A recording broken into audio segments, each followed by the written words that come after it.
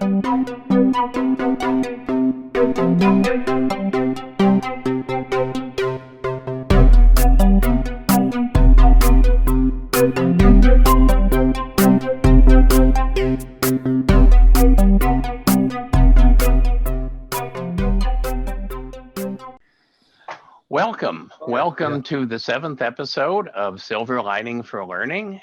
We're delighted to have you join us. If you're watching later on YouTube, we're delighted that you took the time to do this. This week's episode is about Uruguay.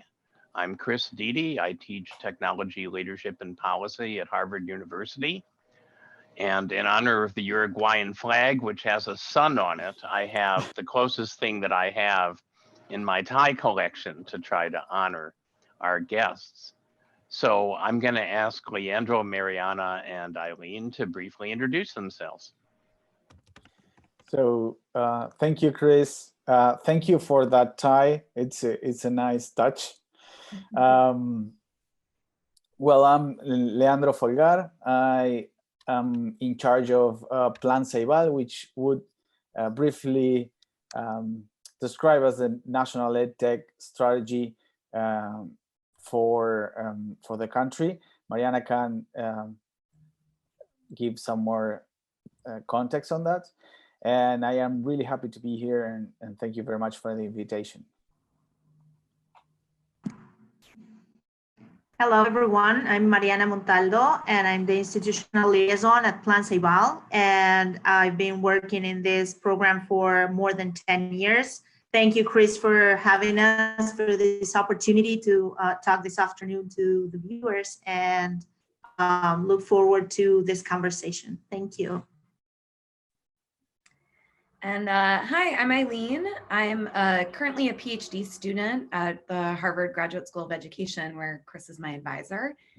Before joining Harvard, I worked at Brookings in Washington, D.C., working on a lot of research related to education policy in innovation and technology around the globe. So I have a background in kind of a more comparative and global perspective.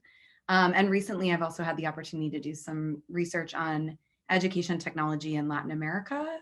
So I was in Colombia last summer researching some online learning, and I have a particular interest in marginalized groups learning with technology. So I was particularly interested in that study with gender and how women and men might experience technology differently.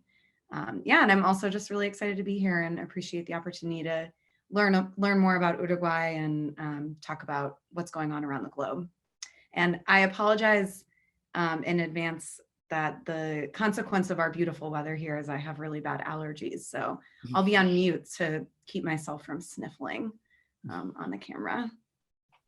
So we don't get worried about you. Yes, no serious illness here, just some regular allergies. And Leandro was a student with us in our master's program at Harvard a few years ago. And I was so happy when he emailed me a couple months ago to talk about what was happening in Uruguay, and immediately thought about this program. Yang, you want to say something about you? Yes, thanks, Chris. I'm Yong Zhao. I'm one of the instigators of the program, and I'm so looking forward to discussing with your guest about Uruguay. Thank you. And Kurt? Yeah, and I'm a fellow instigator, I guess, and delighted to be here with all of you. I'm at Indiana University in Instructional Systems Technology, and my latest book has chapters from South America and Latin America. It's called MOOCs and Open Ed in the Global South, chapters from Chile and the Caribbean, and actually Colombia and Peru and so forth. I didn't bring an Uruguayan tie. I brought my 4th of July American tie suit, but I didn't wear it, as you can see. But welcome. We're delighted to have you here this week. And Sonia?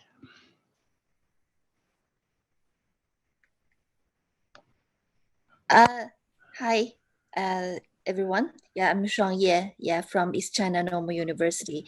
Yeah, I'm helping with a journal supporting this program, East China Normal University ECNU Review of Education. I'm very happy to join here and to have this story. Yeah, thank you.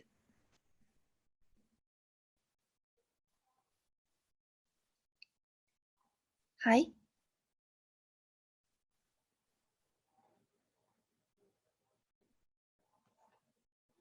Chris, sorry, you are muted. You're muted, Chris. Technology, too complicated for me. Like the fisherman, you know, the biggest fish, that's the one got away. So your Yep. best word you've said in mute. I'll give it another shot. I'll put it on rerun.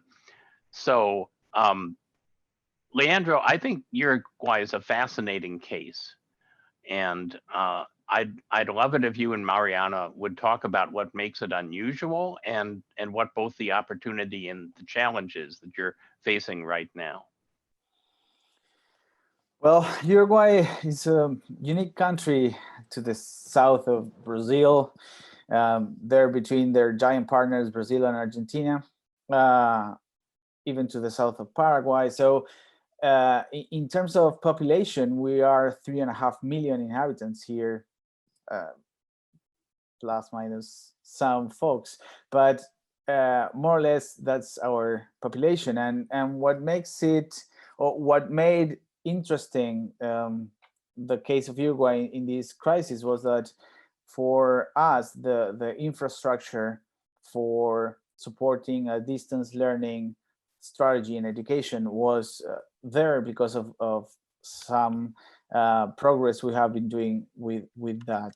So, I mean, it's a very small territory and kind of a population in which the mostly of the folks that go to public school, I mean, 85% of our students are in the public system. So that makes it unique. And at the same time, when I was listening to other episodes of this program, when compared to China, I was listening to episode 3 and they were mentioning 200 million students. For us, that's those numbers are unimaginable. But at the same time, because of the scale in Uruguay and because of some of the strategies, we could have very nice coverage in terms of at least keeping learning happening and the connection between students and teachers happening. But Mariana has been in Plan CEIBAL for 13 years since it began. So she can tell us a lot more about context in this program. Sure. Yes, as Leandro said, it's been a while since I've been working in Plan CEIBAL.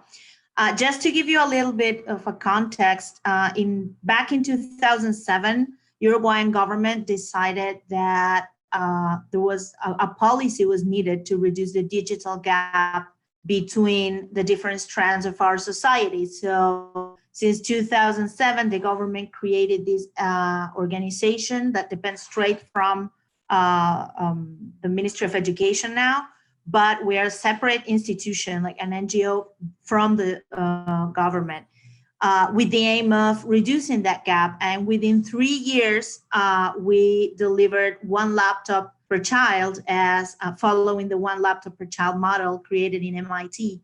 So in 2010, we covered every single student from K5 through 3rd grade in what it would be middle school in the US with a laptop or a tablet delivered by the government. So every student in the public school system, so 83% of our students have a laptop or a tablet delivered by the government. That was our first goal, but fortunately, after 3 years, we decided that we wanted to go further because that wasn't enough. So we shifted from an equity program to an innovation agency, where we combine 3 main aspects in our work now as delivery of computers and laptops, as I mentioned, connectivity in 100% of schools and middle schools, rural and urban, but also providing digital contents and resources. And this is what made possible as well this strategy that we will unfold later regarding the coronavirus situation, and also teacher training. So we are a big group of people started. I remember we teased internally that we were the G8, the 8 pioneers created CEIBAL. 8 people got together to create it, and now We are over 300 people working there. So we cover those three main aspects, and that enabled us to face this complicated situation that the world is facing with this pandemic. So in terms of our job in the schools, we covered, again, from first grade to third grade in high school, what it would be elementary and middle school in the US. And we also provide other projects and content that I'll be happy to talk later. But maybe, Leandro, you want to focus now on what we're doing today? Yes, in this context and in this situation, to give you some more idea about Uruguay and its uniqueness, the school year was just starting, and on March the 2nd, maybe most schools started, and on March the 13th, actually on March 14th, which was a Saturday, the school closures were announced because of the first case of coronavirus. That made that, okay, our strategy, the school year starting, we all know from our experience teaching that it's a very important time of the year where you start bonding on your students, we are start creating habits, you start to have contact strategies with specific students and their needs. So we try to move swiftly with a very simple strategy, which was try to find only one channel through which we could be in contact with our students and families.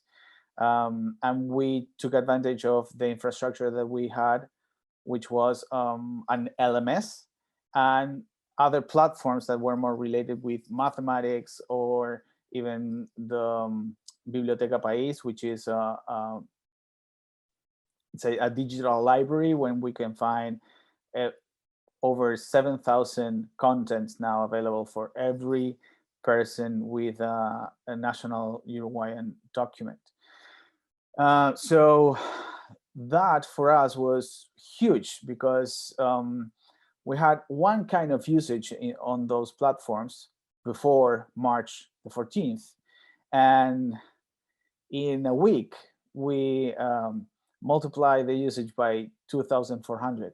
So it's been a really, really massive adoption of the platform, a really steep learning curve for students and for teachers also, because there were many teachers that knew about the platform, they used it in some certain way, but from one day to another, it was the way to stay in contact with their students and try to move forward through the pedagogical progressions that they were trying to design. So the first step was trying to guarantee contact. The second was monitoring how well we were making with that contact, because even in a country with a very good connectivity infrastructure and with all these years of experience, there are some students that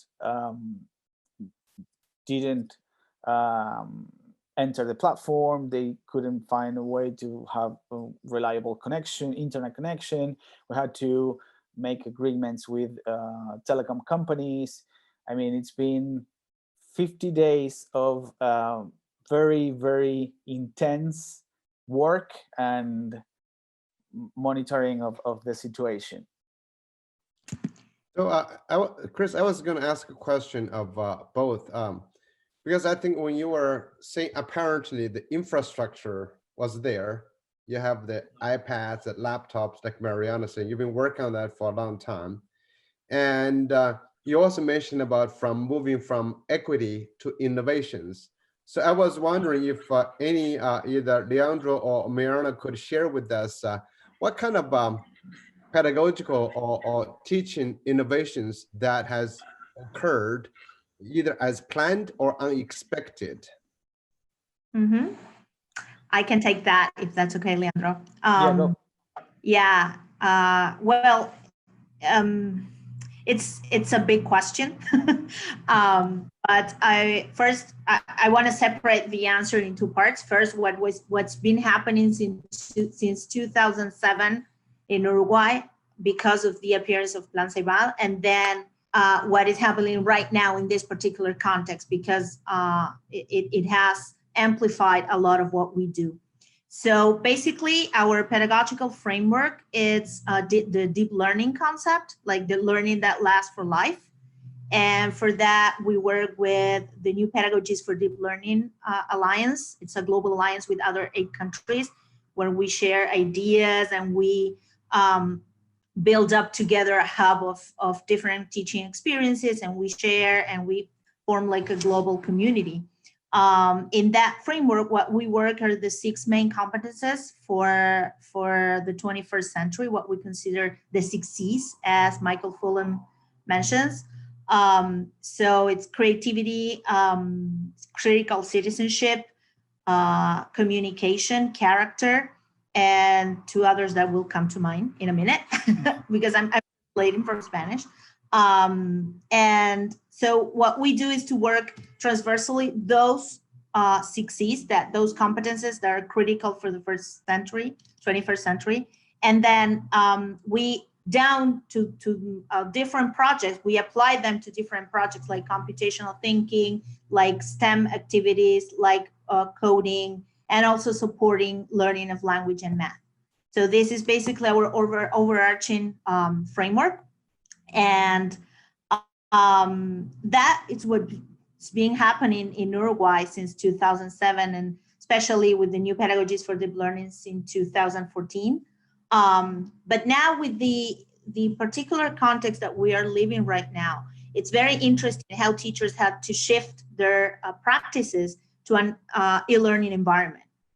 A lot of teachers would use digital tools and resources in the classroom before this, but now they had to shift their practices to a completely online environment, and that is what is creating a lot of different strategies right now. Of course, there's a lot of scaffolding and a lot of support from our side and from the education system. One of the things that, for example, we had to do was to open digital course and space for teachers in our platform, not only to exchange ideas, but also to have an online course on digital learning and what it would be a good practice in the digital world, and how to engage your students in practices that would benefit and would create learning opportunities. So I would say that the main innovation that is happening now because of the coronavirus is that we've shifted a blended model combining technology and classes in the schools to an online model where teachers are adapting their practices.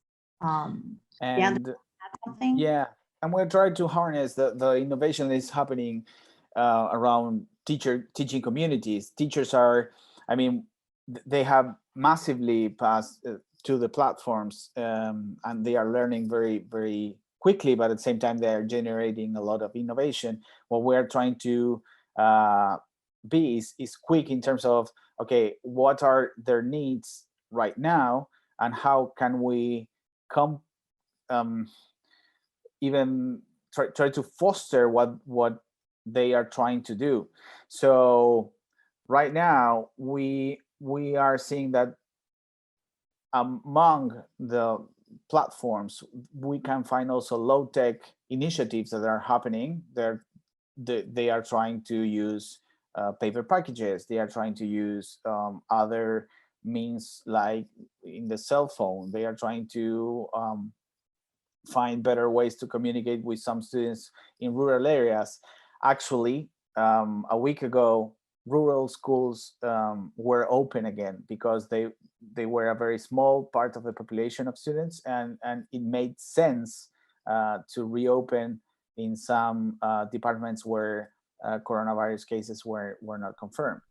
So we're trying to find this blended model. And for example, seeing in the context of other countries, we saw that national television or educational television was a strategy.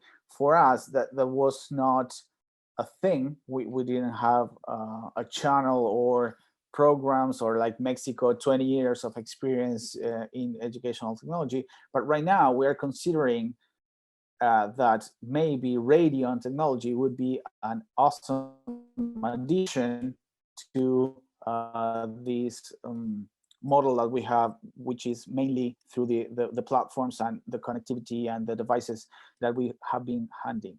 So context. Leandro, yeah. I'm sorry, I didn't mean to interrupt. I was just, No. because some other audience questions come here. By the way, Mariana was interested in, you're talking about 6 C's, you know. I've always joked about we can have as many C's as you want. So don't worry about that, you know. Microphone has, you know, we used to have 4 C's, now have 6 C's. We can have 8 C's. You can add China and Canada. You got 8 C's. You can keep going with the Connecticut, you know. So don't worry about how many C's, but it's a interesting framework to think about. But what was the audience curious about the pedagogical things? That's what's actually happening, you know. So you have this general priority.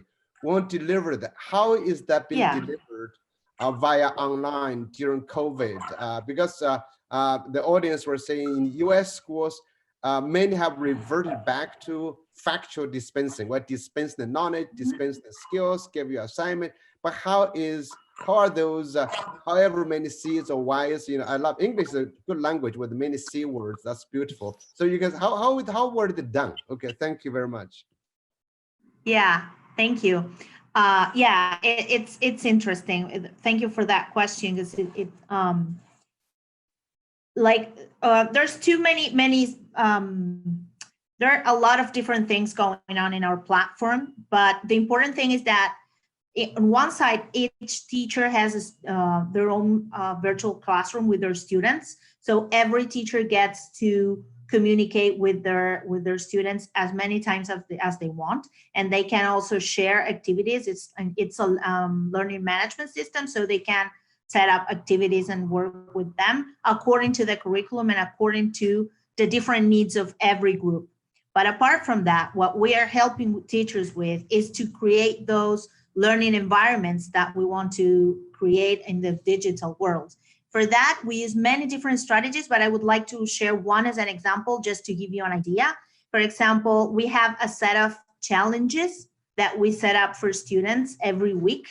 So the challenges are based on things that they can do at home, not necessarily on the digital world, but also with things that they can do at home. For example, I don't know, try to find in the kitchen things that have vitamin D and make a list and then share it in the platform, you know, or just to give them food for thought and things they can do with parents. Because the other thing that it's very important is to make them do things that make also sense for parents, because parents are the ones that are in charge of what's going on the other side of the computer.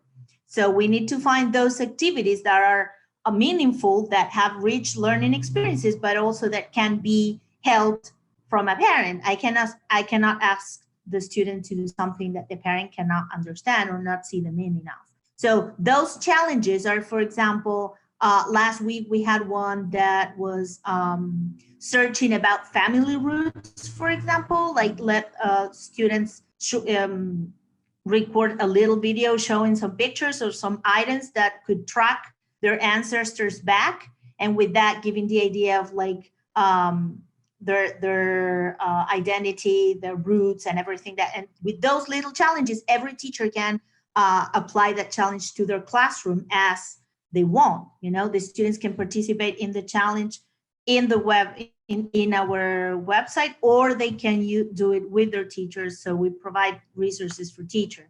That is pretty much how it works. We set up modeling activities, and then the teachers can take them and use them in their own classrooms. I can give any other examples, but I don't want to be the only one talking. I want to hear the rest. I want to bring Eileen in and have her talk about other countries in the region. I know with Millions Learning, you were looking at a lot of things happening in global South countries. What are these stories evoking for you? Yeah, I think there's a lot here. I think this is such an interesting example of a, a country that had a lot of the infrastructure ready to go to move rapidly to kind of scale up remote learning, but certainly Uruguay is not alone in, being able to take this approach. And so, I think I was thinking about in terms of Millions Learning, we talked a lot about finding what the secret sauce was within an intervention in order to be able to scale it up and successfully reach more and more learners throughout a country.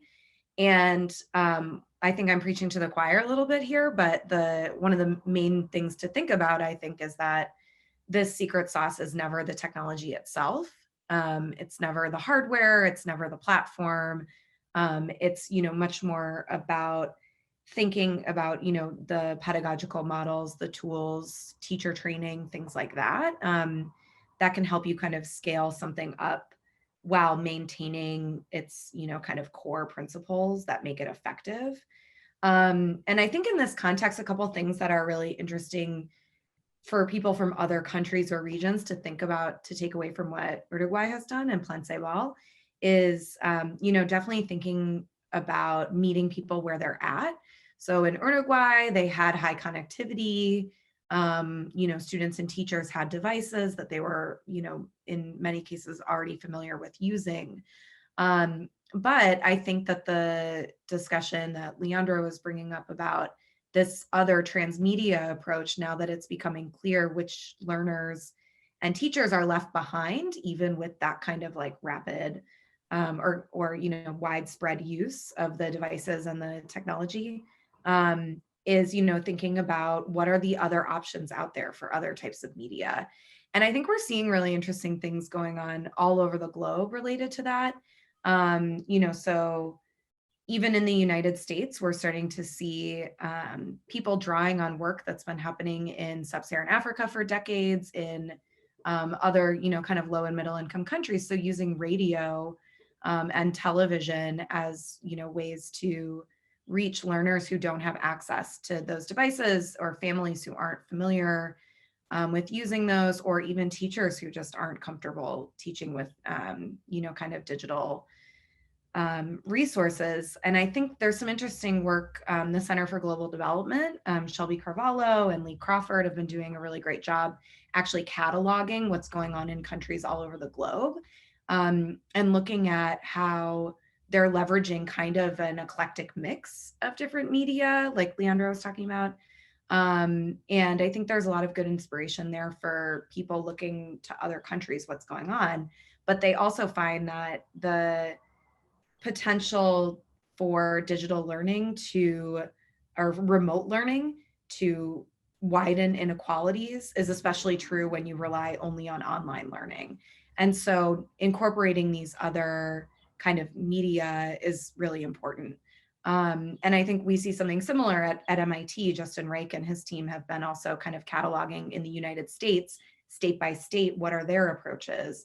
And I think, again, we're seeing like different eclectic mixes, and it depends on what the goal is. So different states and different countries are taking an approach of, do we move forward with the actual curriculum and trying to advance that? Are we doing more remedial learning?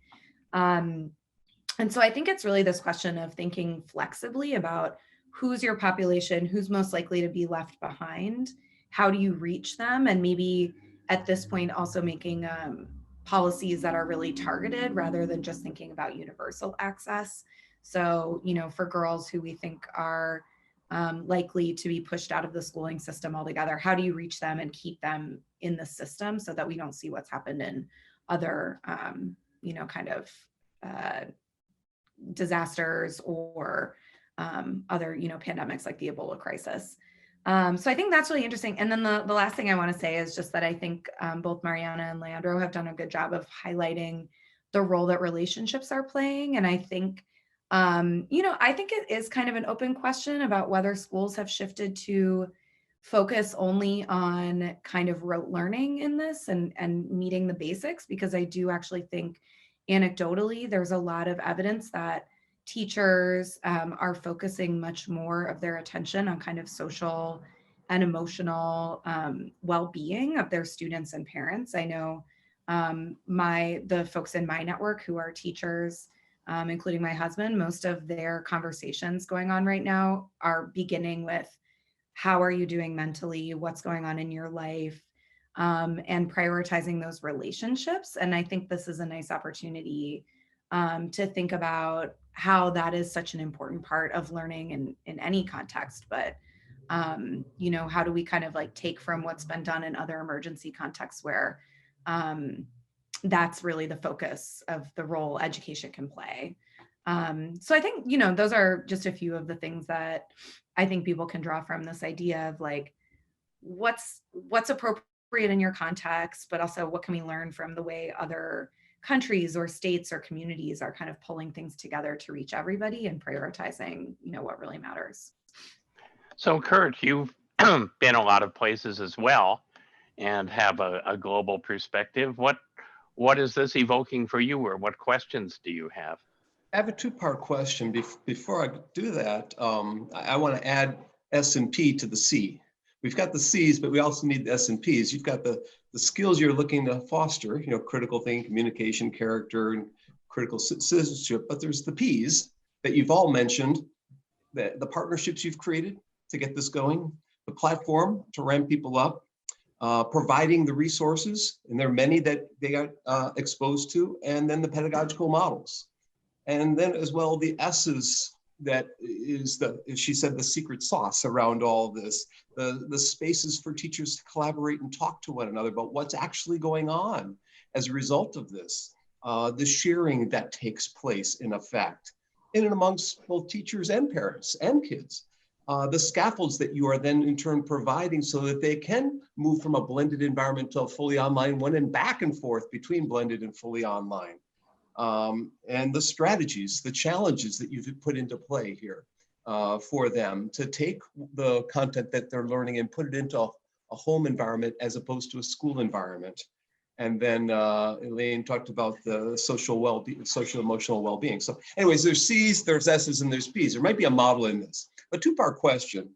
You know, I've got Sugata Mitra's book here, and on page 31, he talks about Uruguay, talking about, and part of other parts of South America, moving to SOLs, or self-organized learning environments. And I read and did a book review on the One Laptop Per Child book that came out maybe 6-7 years ago or so. That was in EdTech magazine, the book review. And if I remember right, Uruguay was one of the success stories, yet not a complete success story. There was a fair bit of problems that was going on. So I wonder if you could tell people, if we went into evolutionaries from OLPC to the SOLs to what you're doing now, have you been learning all along the way from implementing these self-directed kinds of environments with kids?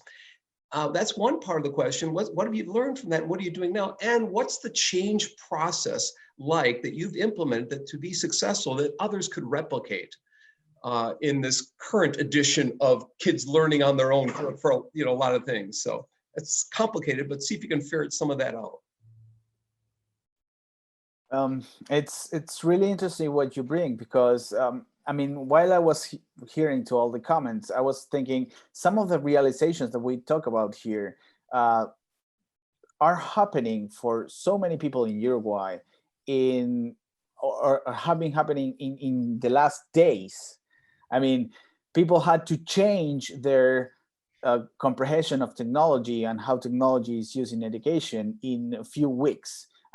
And we have been discussing this for years. So for us, some things are really obvious, but for many teachers in Uruguay and policymakers, it's the first time that they are seeing some of the realizations that we are discussing here. What does it feel like to see it? You know, they're seeing it and they're admitting that it works or it doesn't work or whatever. It's got to be a kind of a breath of fresh air and give you a sense of energy at the same time, some frustration, right? Yeah, that describes the feelings very well. I think Mariana can talk for herself, but I think that it describes it very well. I was listening to Chris the other day saying it's the first time people are listening so attentively to what EdTech has to say in some aspects.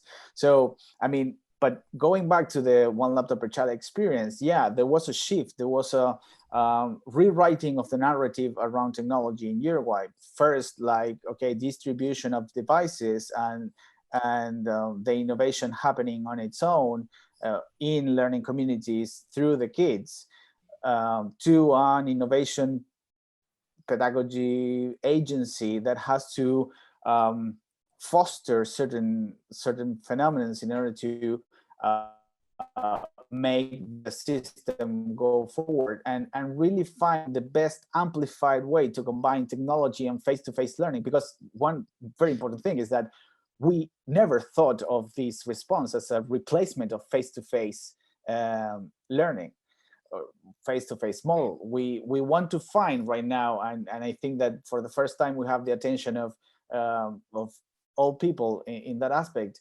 the best balance in which we can harness all the power from education technology and really reshape the narrative around what is technology in education to our mainstream system. So I think that there's a big challenge there, and I think that that's the approach that we are really trying to tackle on the flight, and it's a big challenge, but we really want to take that discussion seriously, because it's a great opportunity for the new normality that we are going to live from now on. I don't know, Mariana, if you want to add anything there. Yeah, I'm going to take up on the part of the replicating situation of for other countries. I think the main thing that comes to mind when you talk about replicating an experience like we're doing is the institutional level of agreement, like how institutions are and how we have the okay from the government. And there's a lot of institutions that take part in this, and at the institutional level, there's an agreement that this is a policy and it's important for the country to have advances in this part. This is the main thing. The institutional level, I think, is crucial. The level of agreement in terms of government, of private vendors, of other kinds of collaborations happening. I think that is a very important piece, and it's crucial for succeeding. The other thing is that I agree with Leandro that we are on a ground of great opportunities for many things, especially related to EdTech, and to use all the potential that we have spread out, not only in Uruguay, but in all those contexts where they have technology available. The opportunity that families get involved in learning way closer than the way they used to be. And there's a lot of parents having special attention on their kids learning because of it's happening at home. The other thing that we learned and we have to take into account to replicate the experience is that, as Eileen said, technology is important, infrastructure is important, but the main thing is pedagogy and teachers. What are you going to do? What do you want to accomplish with everything you do? And what is your goal? Is your goal to work on the well-being of the students? In our country, the first thing that we did when the lockout of schools started was to focus especially on social well-being and keeping the connections flowing. And then we little by little inserted pieces of other kinds of learning. So is that your goal, or is your goal to foster any kinds of particular learning in this context that is crucial for your state or for your country? And the other thing is, and this is something that CEIBAL learned on the way in these past years, it is not recommendable to provide all kinds of devices with no training or process of acquisition for students and teachers. That is something that we learned back in the day, in the very beginning, the hard way, when we distributed computers, and then there was a lot of noise about what we should do, how we should use them, and that is something that we realized that we did wrong in the very beginning. So if you're gonna, because I know that there's a lot of governments now purchasing devices to distribute for kids that don't have any access to the internet or to computers or laptops. And I think that if you're going to go in that way of purchasing devices, you should also be thinking on a strategy and or a strategy on how to pedagogically use those contexts. Otherwise, it's not going to be useful. I think I covered pretty.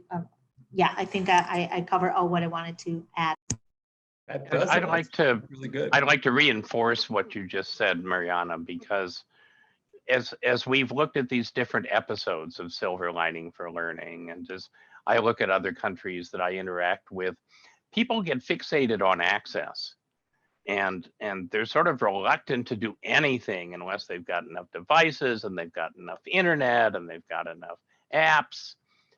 And then when they have all that, it doesn't work very well because they haven't thought about all the other parts of the system, the teacher capacity building, the new models of pedagogy that aren't just replicating teaching by telling and learning by listening.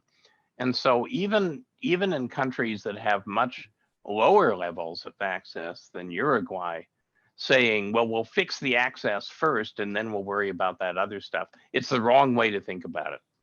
You look at different levels of technology infrastructure and you find a way to make each one powerful. We talked about multiple media as a way of doing that.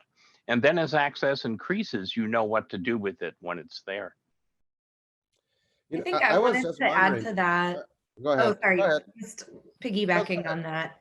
I think, there's a couple things there in terms of thinking about, like, when you think about meeting people where they're at, start with what's the most basic level of kind of technology literacy that we expect our teachers and students to have. And so mobile, you can do a lot with mobile phones. You can do a lot with texting, in this context. And the other point I wanted to make, piggybacking off of Chris's point too, that it's not just about access is, one thing that I've thought a lot about is that when we think about equity, we often kind of stop at thinking about the access piece of it, but there's also inequities in use. And so, a lot of the research that I've been doing and looking at finds that actually the way digital learning environments are designed can be more isolating for users from different backgrounds. And they can kind of highlight things like stereotype threat, or, I've found that women feel more isolated in kind of like massive online learning environments than men do. And so thinking through those things about, it's not only just about getting everybody online and into the same learning environment, but thinking again about these kind of relational pieces. And when you really want to prioritize equity, prioritizing equity of use and the way things are designed to, and what types of activities. I love the idea of the learning challenges from Uruguay that leverage resources people have in their homes, because they're much less likely to, feel left out or inadequate if they're leveraging things that everybody has. And something that parents and children can do together is always a really good model too.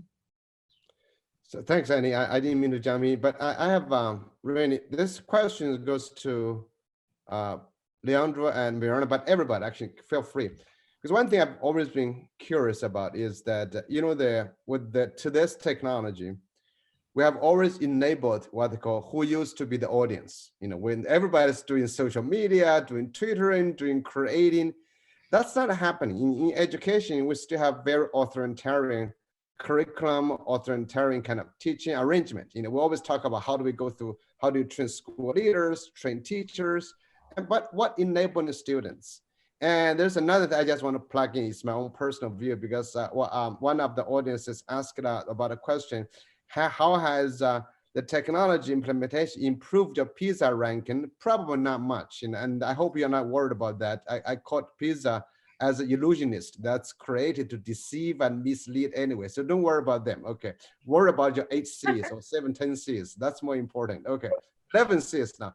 But my question is really has to do with what kind of national strategy for a country of 3 million people population to liberate individual students who do not fit in the existing school model. I think we have questions like that. Students who are either way above or way below, and they just thrive in a different way. You know, I think in the same way in digital technology, as Eileen was in the US too, we have students become passive consumers. They spend more time online than spend time in school in the whole any given year. But most of them are passive consumers. So what kind of strategies have you created for students to escape from the existing school system, existing curriculum, I mean, to facilitate the student agency and self-determination?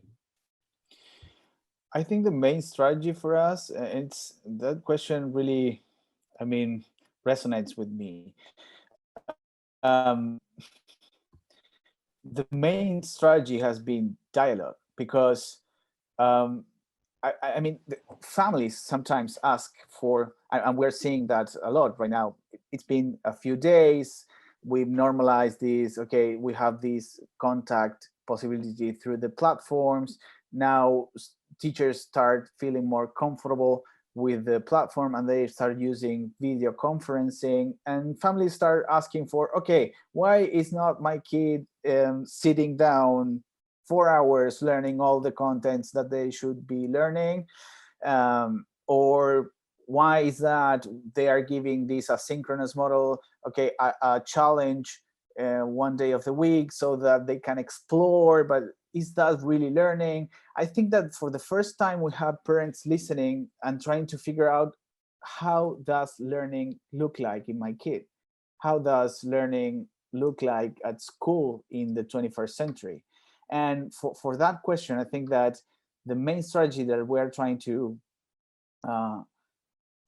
take is talking with all the authorities that are in these, for example, designing the minimalistic curriculum that we should be working on during this crisis, and how we are going to measure results after when face-to-face learning restarts. So I think that it's not only a way in which students have tackled learning, this passive way. I think that is something that we adults have enhanced somehow. So I think that it's time for us to reflect on that too. And technology is not going to change the inequalities that we already had in the face-to-face system. I mean, it just amplifies. Actually, it makes the results get to you faster in real time. So that's the biggest truth. And we are trying to design for those outliers, find students with special needs. We have a huge challenge in terms of vocational education. The model that we have is not giving a good answer there. We also learned that we were utilizing our platforms. We thought that teachers would be taking some of their contents online and designing online in a very swift way. And the truth was that a very small percentage of the teachers were using technology in the way that it delivers best results. So I think that there's a huge challenge there, and it requires a lot of talking and a lot of openness and humility. Mark Hines is in the YouTube channel, has asked the question, and this, he says, has come up in prior weekly meetings in here. How much do you trust that the students are actually intrinsically motivated to learn on their own if you pull back and not have so much structure and let them learn on their own? It reminds me of 20% time, that we hear in the corporate world, and some people have adopted giving kids 20% time to do what they want. And I tried it one semester and it didn't quite work so well because I didn't structure it properly. So how do you address Mark's question there about is intrinsic motivation enough, or do you need other things in place? It's a very interesting question. We could take up a whole hour discussing that.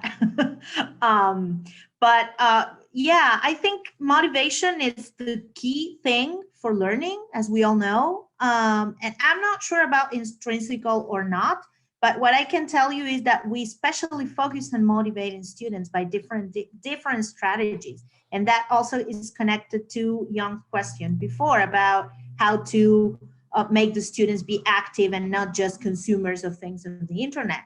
So what we have in those two aspects in terms of motivation is we have created what we call an ecosystem, a different pieces for different needs and different students. We have all kinds of different initiatives regarding not only math, which we have an adapted platform, for example, that not only provides students different tracks according to the interest, but also according to the learning level. So those who are higher could go further in the platform and keep working on at their own pace. But also we have different initiatives regarding to maker spaces and learning by doing. And we found that as long as students are given opportunities to be creative and to learn by doing things, by producing things, creative projects, different models, different things that help them thinking outside the box to solve problems of their own context. All these things that we combine in different initiatives are way more motivating than sitting down and doing props or exercises provided by someone. Just two small examples. One is what is happening at our maker spaces in high schools, where students are using microbits or using other coding strategies to solve problems. For example, to automatically water the plants in their greenhouses, or to solve an issue of poor lighting in a room where they designed sensors to turn on the lights if it's too dark and stuff like that. So they are using technology to solve problems and to create designing things. So in terms of that ecosystem has different opportunities that connect to different interests, not only to coding, as I mentioned before, not only to math, but also to arts. In the overarching context, in the overarching concept of creativity and learning by doing. So and I hope they're intrinsically motivated, but we also do a lot to motivate them from our side as well.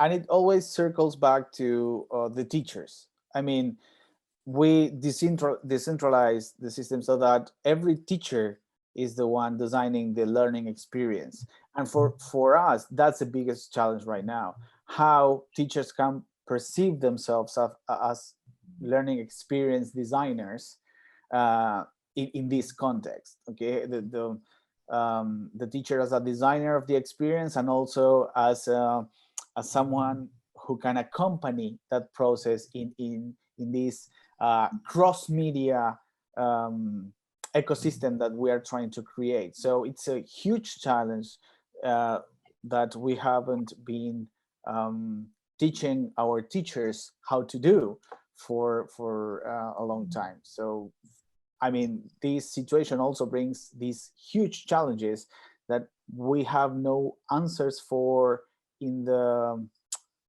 short term, or actually the immediate term, but we are trying to address.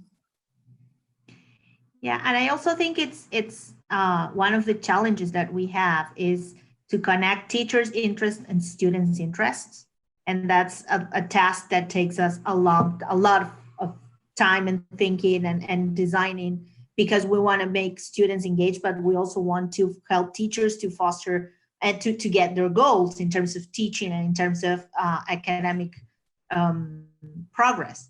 And I think that this is why our organization as an institution is so important, because we have this unique design of being a specific agency of the states, trying to think of all these things connected to the needs of the Ministry of Education and to fulfill their requirements. But we have all this muscle and this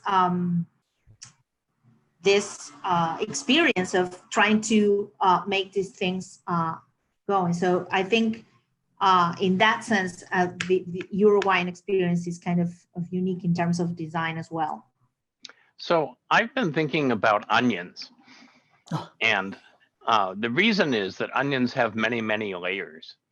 And the Silver Lining for Learning initiative is about opportunities on the edges of this really bad human tragedy. And there are a lot of layers of these opportunities. I think that's a theme that's come out in our discussion today.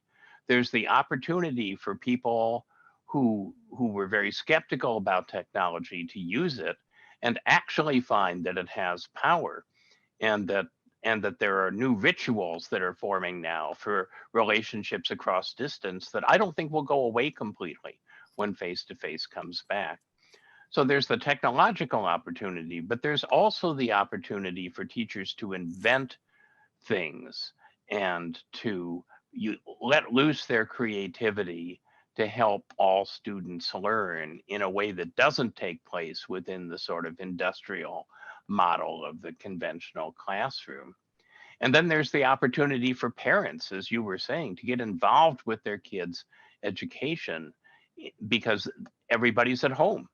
And so the parent learns more about the child. The parent can let their creativity go in terms of ways that the child can learn with help from the teacher. And then there's this larger opportunity, which is, as you said, having a conversation about what really should education be in the 21st century. If this is the world that our kids are going to grow up in, then what do they really need to have happen in their classrooms? This is something that the five of us have talked about repeatedly in this. And we have everybody's attention right now to actually have that conversation. So I hope that we can sort of successfully navigate among these different layers of opportunity that are available to us. Eileen, I want to give you just a couple minutes and then we'll move to wrap up. Yeah, I was going to say just on this motivation piece, I think it's an interesting question because I think this is a nice experiment to actually see what happens when you press pause on some of the accountability measures that drive a lot of what happens in the classroom and actually give, I think Mariana's point about how do you both motivate teachers and students, and how do you tap into their intrinsic motivation? Because I don't think that the problem is that students or young people become less motivated to learn. They become less motivated to meet, kind of what may seem like arbitrary goals set in a school context. And so it's schooling that might be the issue with motivation and not learning. And as everybody is saying, this is this nice opportunity to kind of reevaluate what do we mean by learning and having people really tap into that. I think something that it would be interesting to look at is whether there are any examples around the world where the education system has moved to engaging young people and actually trying to solve problems in their communities related to the COVID crisis, because everybody right now feels really helpless. And so instead of just spinning wheels trying to meet, goals that now seem less important, could you actually, tap into something that students really care about that way? Or are there other other things that students are naturally engaging in that you can help them kind of see where the learning is? So, I guess just like as far as closing, my final thought would be, that I agree that these are really interesting times to help. And I think we need organizations like Plan CEIBAL who provide a space to support teachers in that process, who then are supporting, students and their families. And so, thinking about how can we learn from organizations like this, and also how can countries learn from each other? So taking these kinds of like critical eye about what's really important in your context, and how do we kind of like build the right ecosystem to address, these needs. And of course, always thinking about the most marginalized learners and how you target them and keep them engaged too. I think, on that motivation point, will be motivated differently, in a lot of cases than students from more advantaged backgrounds. So yeah, I think this has been a really interesting conversation, and I'm happy to continue it in the future. So I want to thank all of our guests from all of the co-hosts. This has been a great conversation. It's an exciting opportunity that you have. I hope that we've provided some interesting things to think about. I hope that some of the people who are participating in in the meeting will get involved with Silver Lining for Learning, contact guests, write guest blogs, meet each other and go out and start things.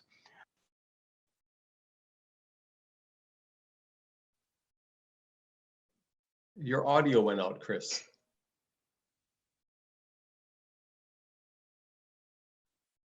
Looks like he's saying something really important that you just have to feel and sense and perceive.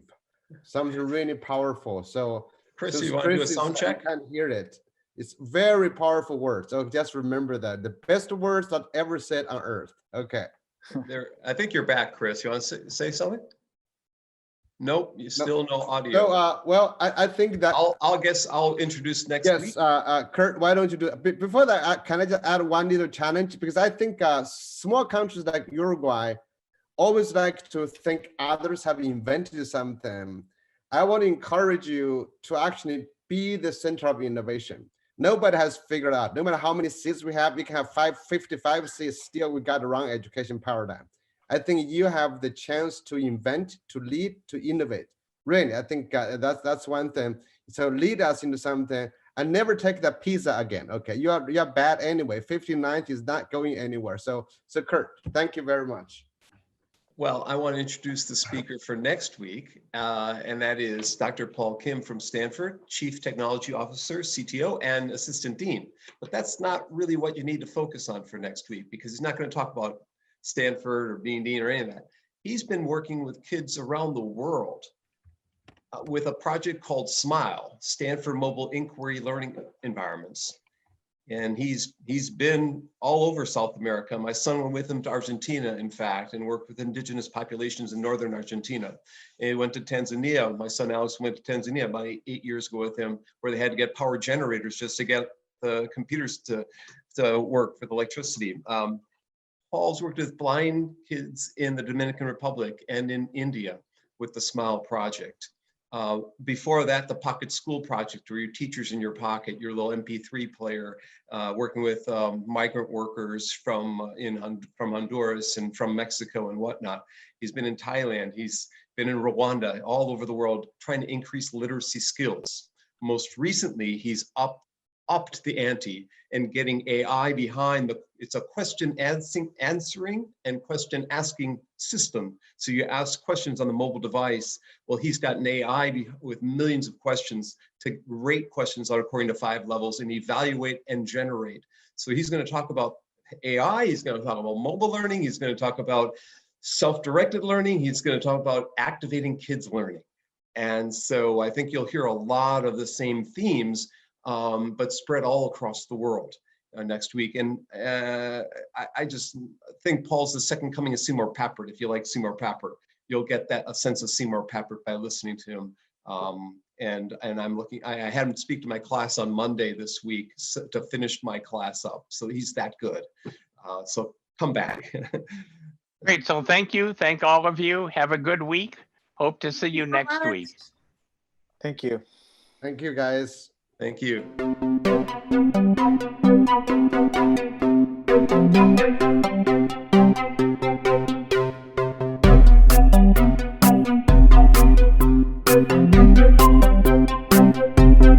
Thank you.